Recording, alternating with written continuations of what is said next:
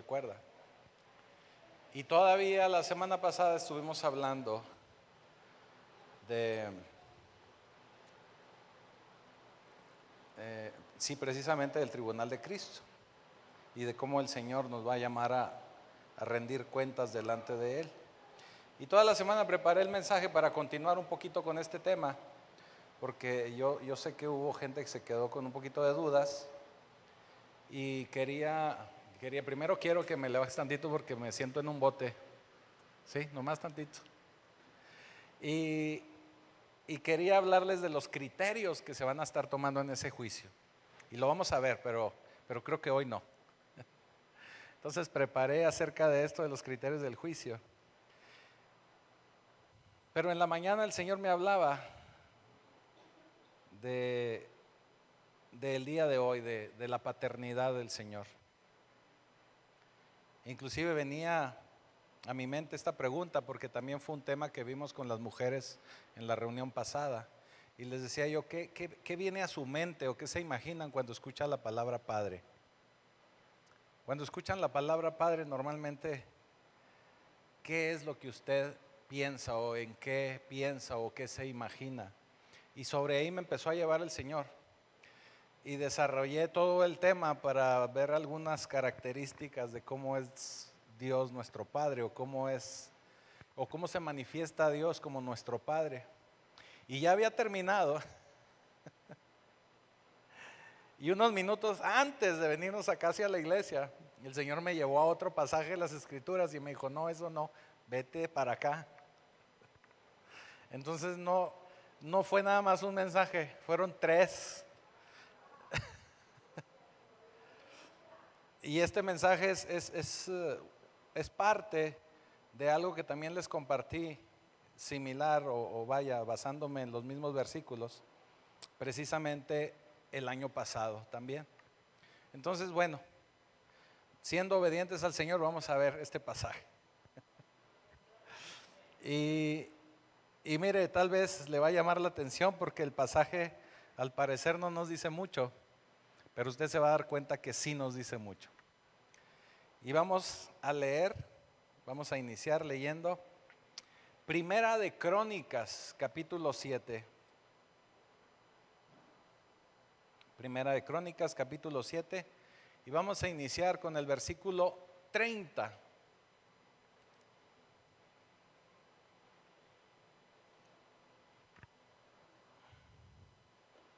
Y dice la palabra del Señor. Los hijos de Aser, y luego dice Imna, Isúa, Isui, Beria y su hermana Sera. Y luego de ahí nos va desglosando los hijos de Beria, versículo 32 dice, y Eber engendró a Jeflet. Versículo 33 nos habla de los hijos de Javlet. 34 los hijos de Semer. Y nos va dando toda una genealogía. Y quiero que nos vayamos ahora al versículo 40. Primera de Crónicas 7:40. Y dice, todos estos fueron hijos de Aser. Ojo con esto. Hijos de Aser, cabezas de familias paternas, escogidos, esforzados, jefes de príncipes o contados que fueron por sus linajes entre los que podían tomar las armas, o sea, guerreros. Y el número de ellos fue 26,000 hombres. ¿Cuántos hombres son? 26,000. O sea, no son ni 1, ni 2, ni 100, ni 200, ni 1,000. Son 26,000. Generación tras generación. Amén. Bendito Señor, bendito Padre Celestial, te damos gracias porque en todo en todas tus porciones, en toda tu escritura podemos encontrar sabiduría. Te damos gracias porque tú nos revelas de tu verdad a través de esta escritura, pero no solo queremos que se quede en conocimiento, sino que permitas que podamos llevarlo a la práctica, que podamos ser verdaderos hacedores de tu palabra. Y permite que esta enseñanza del día de hoy se quede guardada en nuestra mente, en nuestro corazón, que la podamos llevar a la práctica.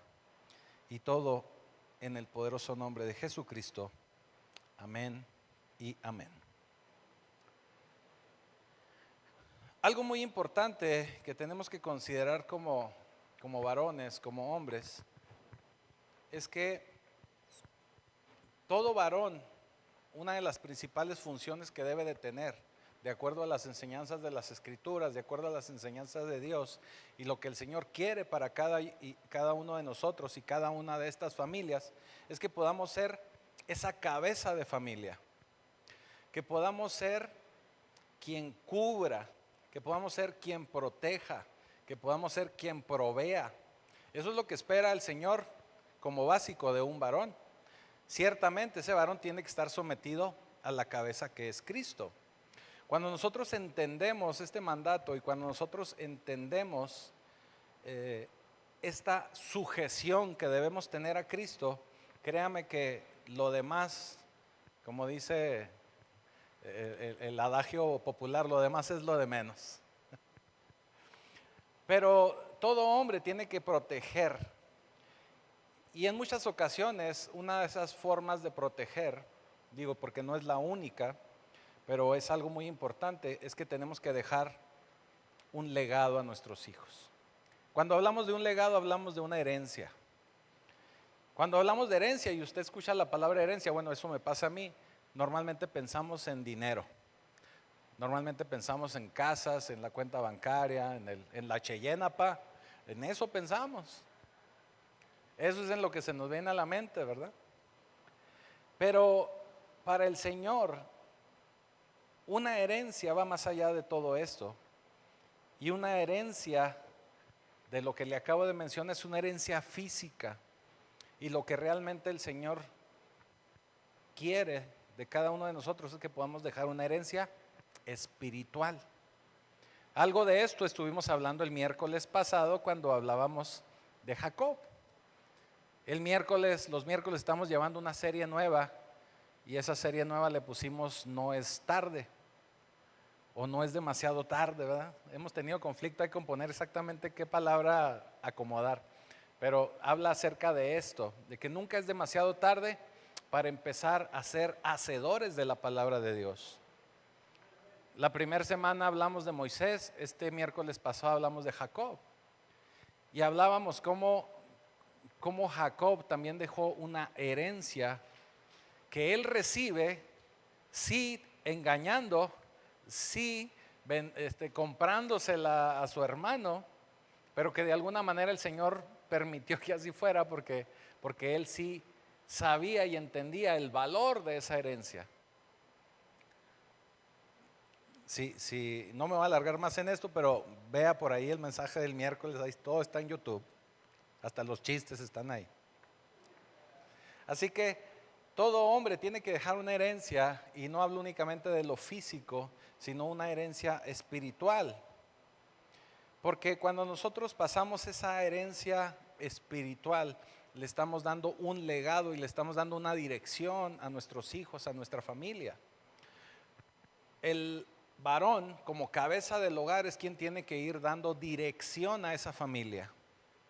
No quiere decir que sea el único que manda y el único que traiga el chicote, ¿verdad? El látigo, pero sí quien tiene que dar dirección. Y esto lo tenemos que entender desde un punto de vista de que tenemos que empezar a relacionarnos con el Señor de tal forma que Él nos vaya guiando, nos vaya enseñando, nos vaya mostrando cómo tomar buenas decisiones, cómo llegar a buenos acuerdos también con la esposa para poder caminar como debe de ser, de acuerdo a lo que el Señor quiere y busca de cada uno de nosotros.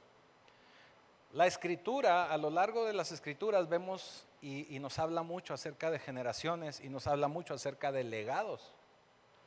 Para una pequeña muestra, Proverbios 13:22 nos habla de que dice, el bueno, fíjese, el bueno, así que no quiera saber del malo, menos del feo. El bueno dejará herederos a los hijos de sus hijos. O sea, no solamente a sus hijos, sino que tenemos que alcanzar a las siguientes generaciones. Muchos de nosotros, bueno, yo no, pero muchos a lo mejor ya nuestros hijos están grandes y ya no hay mucho que hacer, pero siempre va a estar ahí la posibilidad de los nietos. Y si nosotros acabamos de llegar a los caminos de Cristo y queremos enderezar un poquito el barco, porque a lo mejor con los hijos no pudimos hacer mucho, hay que ahora agarrar a los nietos y hay que dejarles esa herencia espiritual, esa herencia de bendición que se debe de dejar de acuerdo a lo que el Señor quiere que nosotros dejemos, que hagamos para nuestras generaciones, nuestras familias. Con el versículo que acabamos de decir, dice, el bueno dejará herederos, quiere decir que el malo no deja nada. El malo no deja. El hombre debe de pensar, cualquier varón debe de pensar en al menos 3 generaciones. Algunos podrán tener o podremos tener la fortuna de tal vez alcanzar 3 generaciones. A lo mejor algunos ya no, pero tenemos que estar pensando en esa bendición. Tenemos que dejar generaciones bien plantadas. Fíjense lo que dice Jueces 2:10. Y se levantó, estoy leyendo a partir del segundo párrafo del versículo. Dice, y se levantó después de ellos otra generación que no conocía a Jehová, ni la obra que él había hecho por Israel. Fíjese qué tremendo, porque esta es la historia recurrente del libro de los jueces. Todo el libro de jueces nos habla de esto.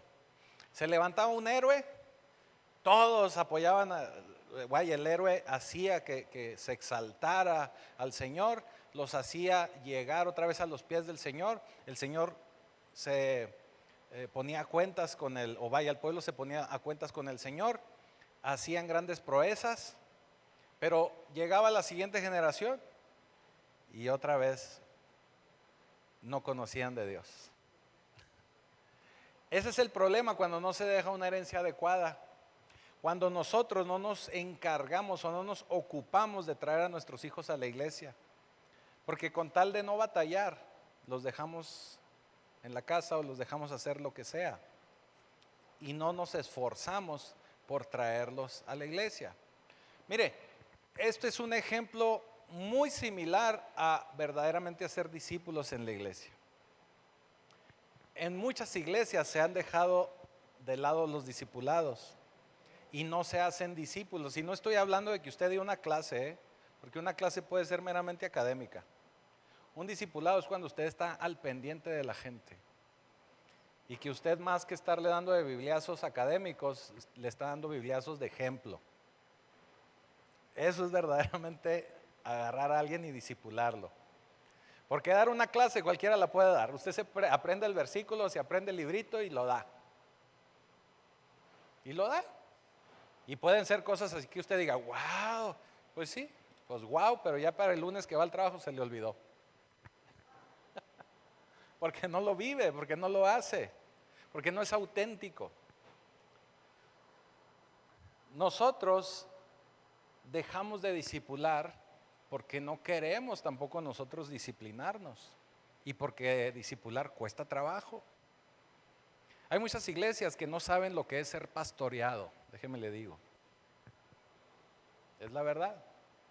Hay mucha gente que no sabe lo que es tener un pastor de a de veras. No nada más alguien que se pare como rockstar, les dé una palabra o los haga llorar, los haga reír y ya, y bye. No saben. De verdad que no saben. Hay mucha gente que piensa que ir a la iglesia es nada más ir a sentir bonito. Y no se trata nada más de eso. También a la iglesia tiene que ir uno a ser confrontado, a que la palabra nos enseñe y nos digan que andamos mal. en qué andamos caminando chueco. Entonces, le estoy dando estos ejemplos porque también como papás nos pasa lo mismo. Como papás es más fácil prenderles la tele, darles el celular, darles la tablet, y yo me olvido y ya. En mis tiempos a los papás les decían, no, pues nomás les prenden la televisión, ahí Televisa, las caricaturas, las novelas y ya. Ahora hay más recursos, pero también hay menos obligación de los papás para con los hijos. Pensamos que llevarlos a la escuela es para que allá los eduquen, en la escuela. Nosotros nos quitamos esa responsabilidad. ¿Por qué? Porque educar cuesta trabajo, disciplinar cuesta trabajo. Cuesta mucho trabajo, la verdad. No es fácil. Y sobre todo cuando hay emociones y que uno los ama y no los quiere traumar, ¿verdad? Porque eso se puso de moda. Ay, es que los vas a traumar. No se trauman, no es cierto. Más se van a traumar si usted no hace algo por ellos. Entonces, eso le pasaba al pueblo de Israel. Veían la mano poderosa del Señor y luego a la siguiente generación se les olvidaba. No volvían a acordarse. Y otra vez entraban en problemas, otra vez entraban en situaciones difíciles. En la actualidad eso le pasa a la sociedad. ¿Por qué hemos llegado a estos extremos de tanta violencia y de tanta maldad en el mundo? Porque nos hemos olvidado de Dios. Y los encargados de enseñar a Dios no lo hemos hecho tal vez de la manera correcta. Y no hablo de los pastores de ahora, tal vez generaciones anteriores. Hay un pasaje en las Escrituras donde nos habla que la maldad creció, que no había paz, que todos tenían miedo inclusive de transportarse, de viajar de ciudad en ciudad. Y luego dice, y el pueblo de Israel no tenía un sacerdote que les enseñara. Si usted se va históricamente o se traslada a esos tiempos de la Escritura, se da cuenta que sí había sacerdote, porque es algo que siempre ha existido en Israel. Es una descendencia, viene desde los hijos de Aarón. Entonces siempre ha habido sacerdotes. ¿Qué quiere decir la Escritura con eso? Sí había sacerdote, pero no uno que les enseñara el temor a Dios. Lo mismo pasa en las iglesias. Puede haber muchos pastores, pero no uno que enseñe el temor a Dios. Y es algo que tenemos que aceptar, y es algo que tenemos que afrontar, y es algo que tenemos que actuar. Entonces tenemos que preocuparnos por dejar herencia. Dios nos dice, soy el Dios de Abraham, Isaac y Jacob. Pero en la palabra usted nunca va a escuchar que diga, yo soy el Dios de Sara, Rebeca y Raquel. ¿Verdad que no? ¿Por qué? Y no es que sea un Dios machista, no es nada en contra de las mujeres, sino que lo dice el Señor de esa forma y está escrito así en la palabra, porque el varón es el responsable de la familia. Es diseño de Dios. Así está el diseño de Dios. Toda la condenación de la raza humana está atada al hombre. Fíjese, también la Escritura nos dice que en Adán todos murieron. En un varón, en Adán. Por medio de Adán caímos en pecado y todos morimos. Pero también nos dice que por medio de Cristo, del nuevo Adán, todos somos salvados. Vaya, ¿a qué me refiero? Que el varón tiene un papel sumamente importante. El varón es responsable. El varón es responsable de lo que pasa en nuestra sociedad, de lo que pasa en nuestras familias. En el pasaje que acabamos de leer, leímos primero en el versículo 30, donde nos mencionaba a un varón llamado Aser. ¿Sí?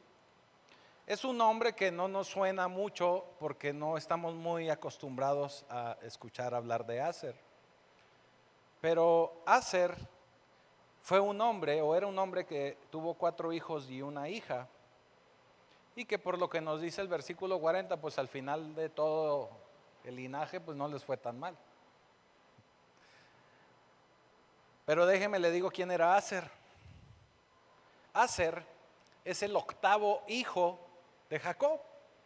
¿Se acuerda que Jacob tuvo así como que un equipo de fútbol? Sí, porque tuvo 11 de la cancha y un relevo. Entonces, Aser fue el octavo. No era alguien el octavo pasajero, el octavo hijo, nada más. Y Jacob, usted sabe, y es bien conocido Jacob, lo hablábamos el miércoles, de que se conoce y se le reconoce como el tranza, ¿verdad? El engañador. Era el hijo desobediente, le gustaban las apuestas, le gustaba irse al casino y siempre andaba ahí haciendo sus triquiñuelas. Le digo que le compró la primogenitura a su hermano Esaú con unos frijolitos charros así coloraditos bien buenos con chicharrón. Y él siempre andaba haciendo sus enjuagues. Entonces Jacob pues tenía 12 hijos que tuvo con 4 mujeres. Dígame si eso no es una familia disfuncional. Es una familia muy disfuncional. Si cuando son 8 hijos de una misma mamá, de un mismo papá, es un problema. Ahora imagínese 12 de 4 mamás diferentes, es un problemón. Entonces era una familia disfuncional. Aser fue uno de esos hijos que participó en la conspiración en contra de José. ¿Sí se acuerda de este suceso en la Biblia? Que están los hermanos así como que ya José los tenía hasta acá. Dicen, no hombre, el José bien chiple y con su túnica de colores y vamos a hacer algo porque si no nos va a dejar sin herencia y se va a gastar todo en ropa de marca. Trae ahí la túnica esa Calvin Klein de colores y no lo querían. Aparte José pues se ganó la enemistad porque era chismosón. Iba y le decía al papá, mira, fui a llevarles loncha a estos que andan ahí en la obra. Y estaban nomás de flojos. Es más, prestaron la carrucha porque no quieren trabajar. Entonces, era chismosón el José. No lo querían. Aser fue uno de esos hijos de Jacob que conspiraron, que se pusieron de acuerdo para hacer creer al papá que José se lo había devorado una bestia. Siendo que únicamente le quitaron la túnica, lo echaron a un pozo, únicamente. Después ahí lo tuvieron, mientras ellos acá cenaban rico, compraron unas hamburguesas del Carl Jr. y José nomás los veía desde abajo. Y terminan vendiéndolo como esclavo, lo metieron a trabajar en una maquila. Digo, o sea, para podernos ubicar, ¿verdad? Algo moderno. No se crea. Lo venden como esclavo. Usted sabe toda la historia de José. Aser fue uno de esos hermanos mala onda. Fue uno de esos hermanos mala leche. Fue uno de esos hermanos que conspiró en contra de su hermano, que lo querían ver muerto. Judá es quien interviene, usted sabe la historia, y finalmente no lo matan, sino nada más lo venden como esclavo. ¿Por qué le cuento todo esto? Porque, varones, lo que le quiero decir esta mañana, esta tarde ya, es que tu pasado no determina tu futuro.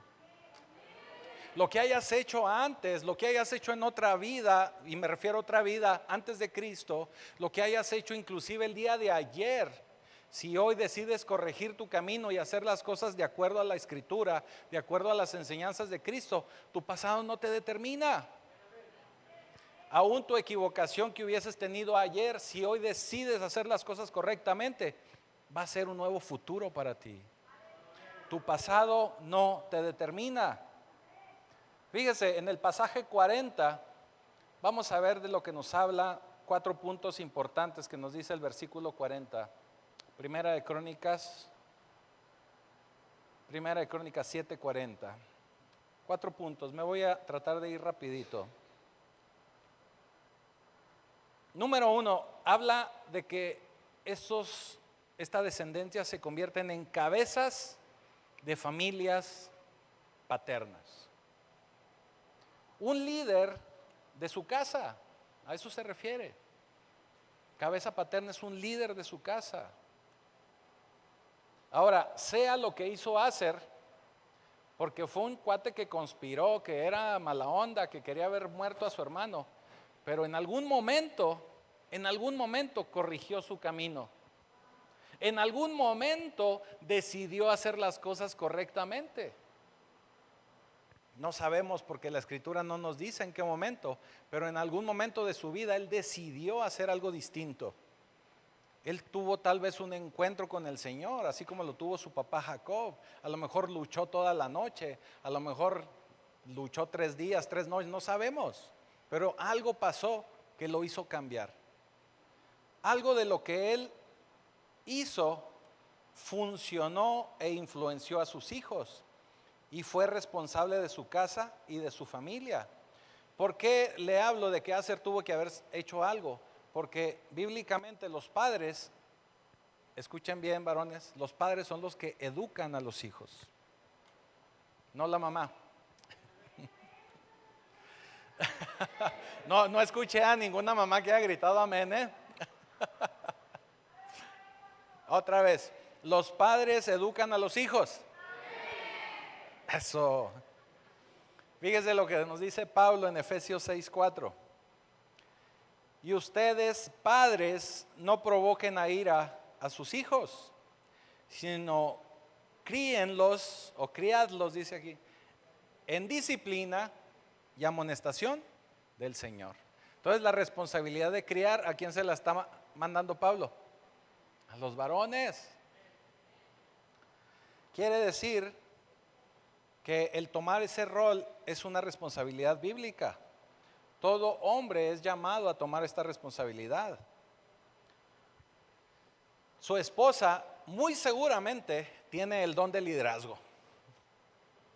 Yo se lo puedo asegurar. Su esposa muy seguramente tiene el don de poder hacer las cosas solita y no lo necesita usted. Tampoco están dormidas las mujeres hoy.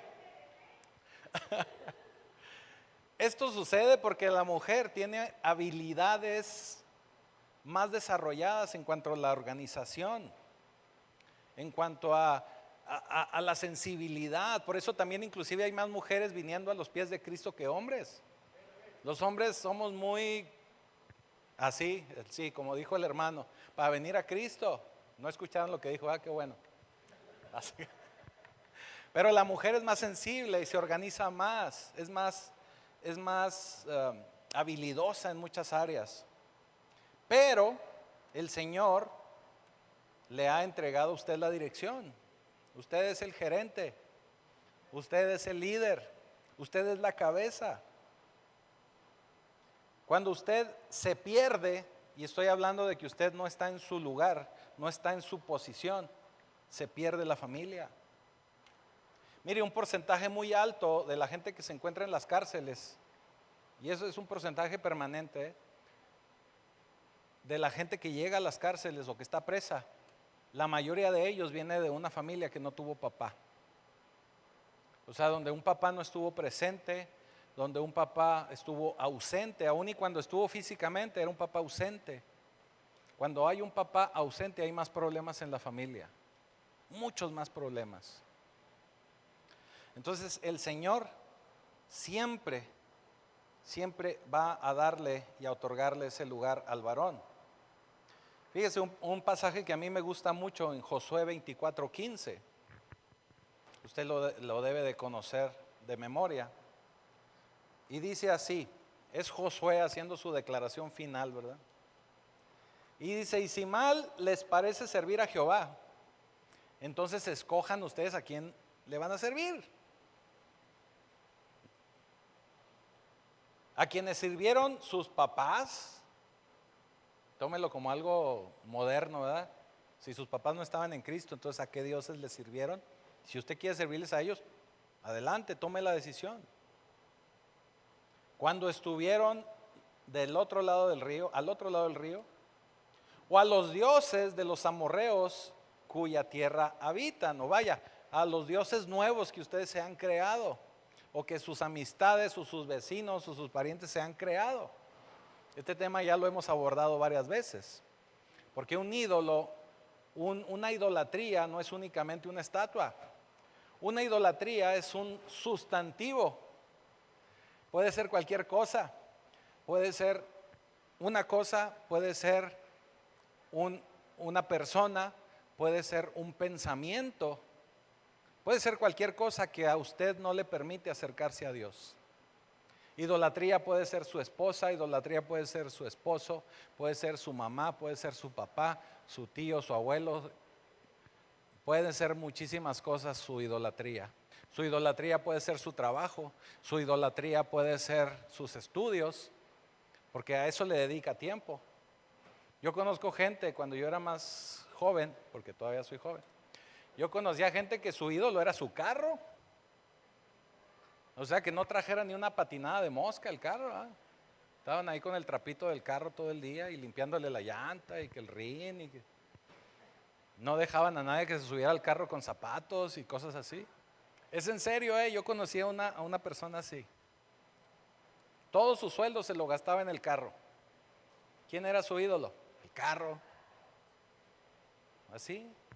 Entonces cualquier cosa que a usted le evite tener una relación con Dios, eso es idolatría. Entonces Josué termina diciéndole, escojan a quién le van a servir. O sea, ustedes háganle como quieran, pero yo y mi casa serviremos a Jehová. Se fija, o sea, él no le fue a preguntar a los hijos, oigan hijos, oye vieja, ¿a quién vamos a seguir? O sea, ¿a quién les digo que vamos a seguir? No, él ya desde ahí les dijo, vamos a servir a Jehová. Él tomó la decisión y ahí lo está declarando. Entonces usted debe de seguir a Dios, usted no sigue a la multitud. Como nos decían las mamás, y si tu amigo se tira al barranco, tú también. No, usted siga al Señor. Número 2, nos habla, versículo Crónicas 7:40, dice, eran hombres escogidos. ¿Qué significa ser escogidos? Significa que usted es la crème de la crème.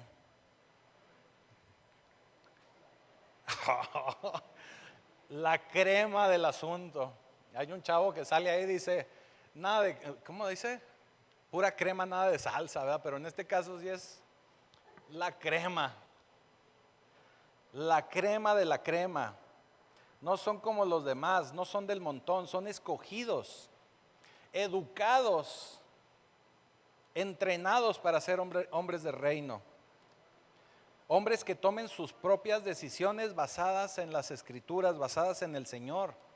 No porque su compañero de trabajo le dijo, no porque el compadre lo invitó y lo convenció de hacer lo contrario, sino que usted basa su conocimiento en las Escrituras del Señor y hace lo que dice la Escritura.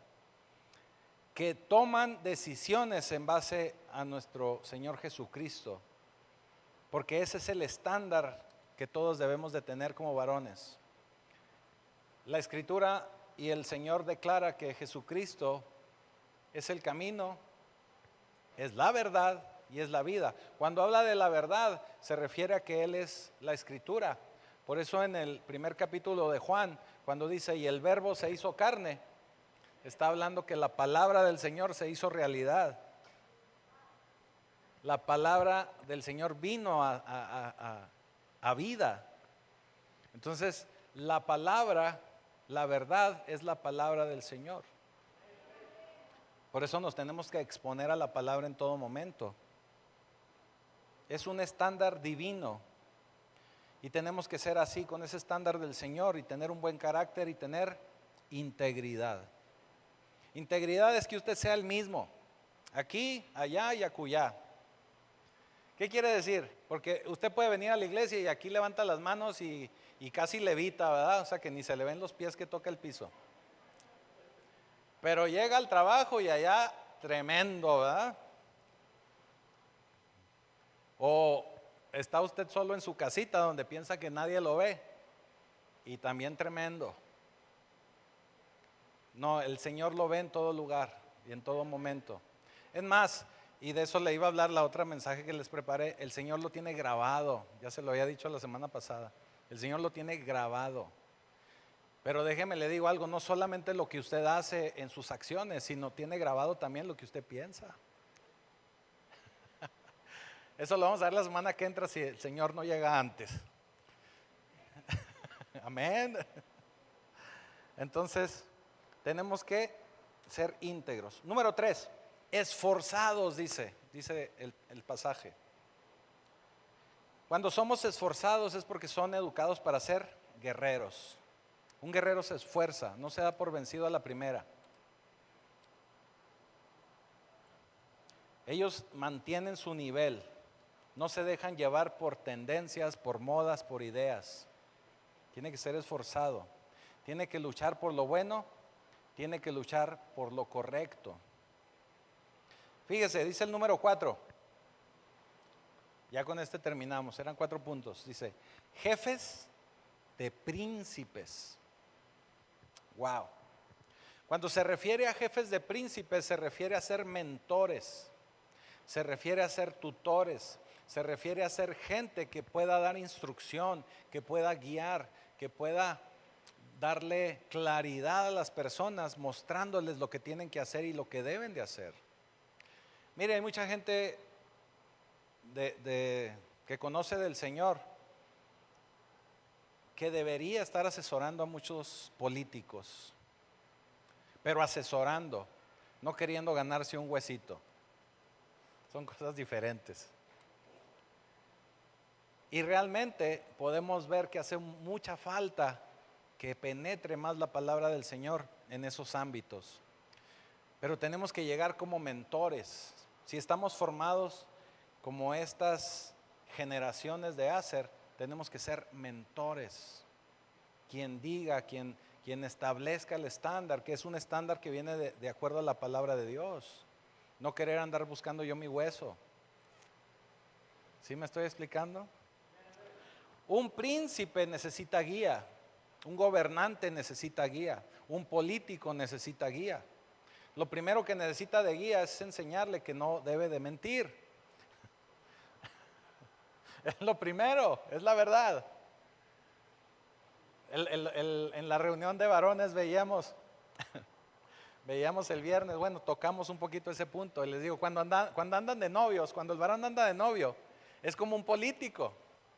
Anda en campaña, anda bañado, llega por la mujer perfumado, llega bien boleado, cambiado, hasta trae 20 pesos en la cartera, es más 200, ya está 200 pesos en la cartera.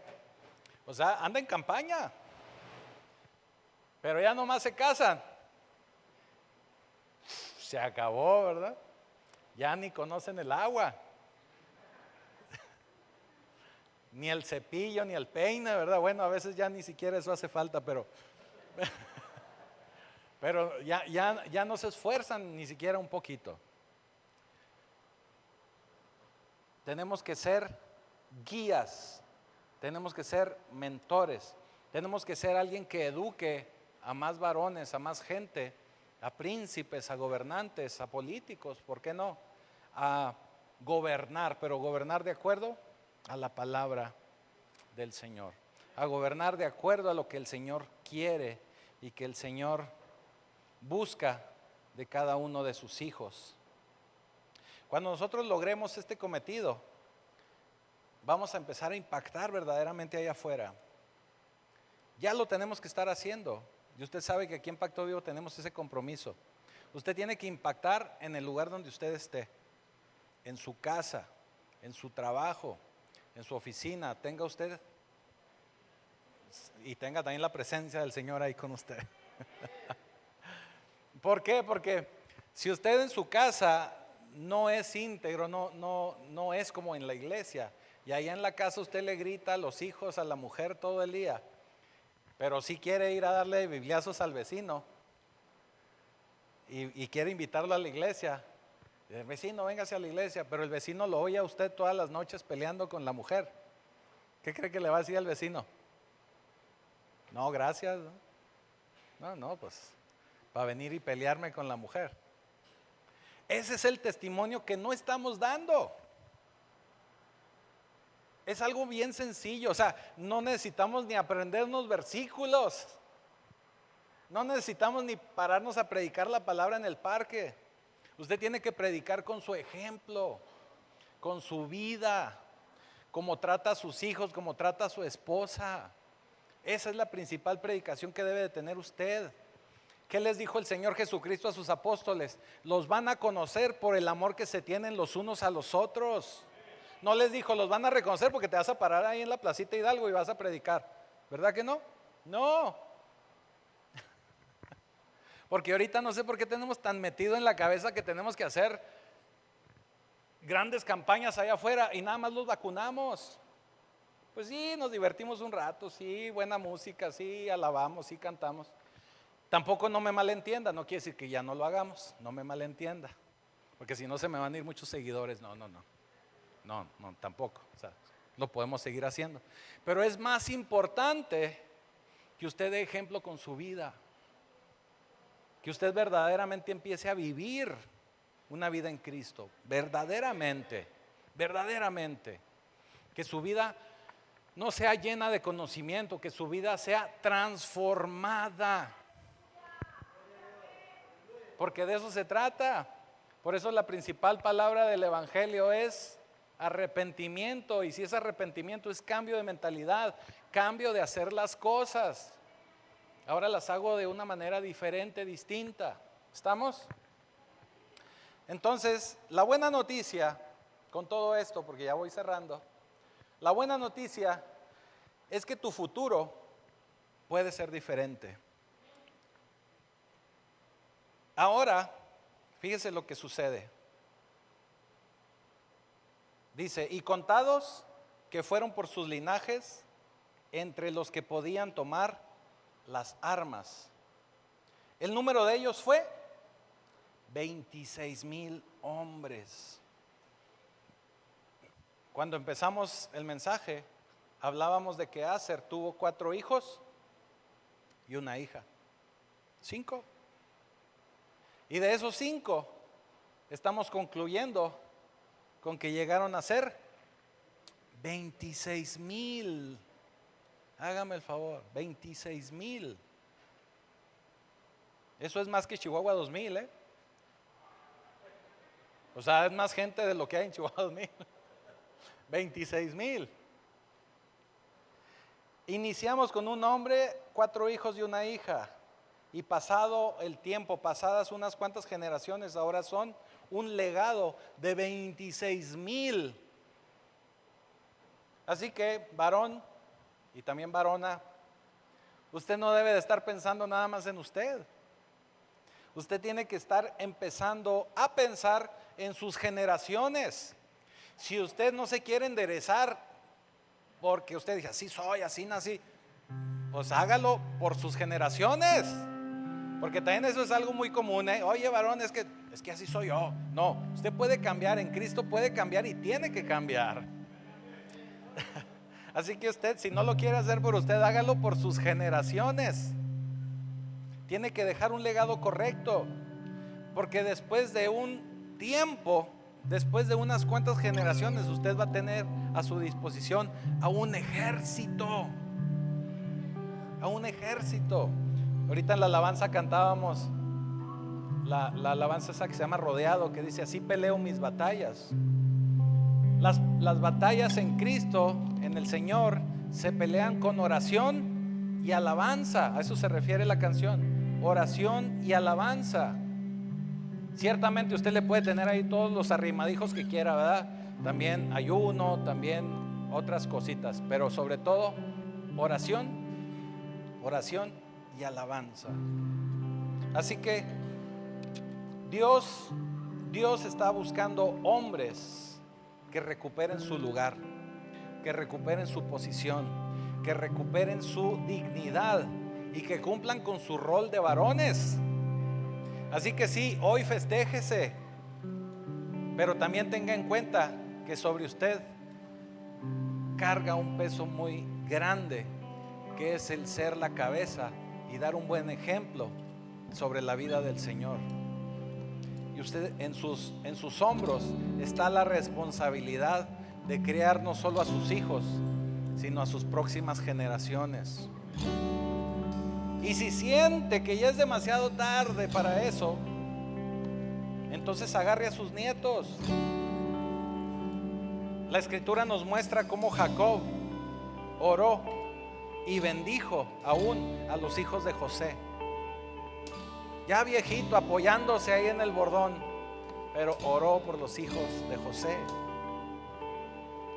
Dice Hebreos 11:21, por la fe Jacob, al morir, bendijo a cada uno de los hijos de José y adoró apoyado sobre el extremo de su bordón. Usted no debe de dejar de adorar al Señor, no debe de dejar de orar, y tampoco debe dejar su posición como varón. Tiene que dar ese ejemplo, tiene que ser ese hombre fuerte, valiente, esforzado, ese hombre de intimidad, hombre de reino que está buscando el Señor. Así que no importan tus errores, no importa si ya te equivocaste en el pasado, lo que importa es que puedes recuperarte, lo que importa es que puedes levantarte, y a partir de hoy puedes empezar a tomar tu lugar, ese lugar que debes de tomar como todo hombre de reino, que establezca el reino de los cielos en cualquier lugar que usted se plante. Así que vamos a ponernos de pie, porque tenemos que adorar al Señor, y vamos a orar. Bendito Señor, bendito Padre Celestial, te damos gracias, Señor, porque sabemos que hasta aquí has estado con cada uno de nosotros. Pero te damos gracias porque sabemos que por medio del sacrificio de tu Hijo Jesucristo, por medio de nuestro arrepentimiento, tú nos vuelves a posicionar, tú nos vuelves a dar dignidad, tú nos vuelves a regresar a nuestra autoridad, con esa autoridad que solamente puede venir de ti, de estar sometidos a ti, de estar metidos en el hueco de tu mano, de estar metidos en tu palabra, en tu verdad, donde tú nos enseñas a caminar y seguir cada uno de los estatutos y parámetros de tu palabra. Te damos gracias, Señor, porque sabemos que estás formando generaciones poderosas, porque aunque esta sea una manada pequeña en esta tu casa Pacto Vivo, te damos gracias, Señor, porque tu palabra dice: tú, manada pequeña, no temas, porque en las próximas generaciones formaremos ejércitos posicionados, valientes, que establezcan el reino tuyo, Señor, el reino de los cielos, en cualquier lugar donde estemos plantados. Y ya te damos gracias. Te doy gracias por todos y cada uno de estos varones. Bendícelos, resplandece en su rostro, en su casa, en sus trabajos. Y ya te damos gracias en el poderoso nombre de Jesucristo. Amén.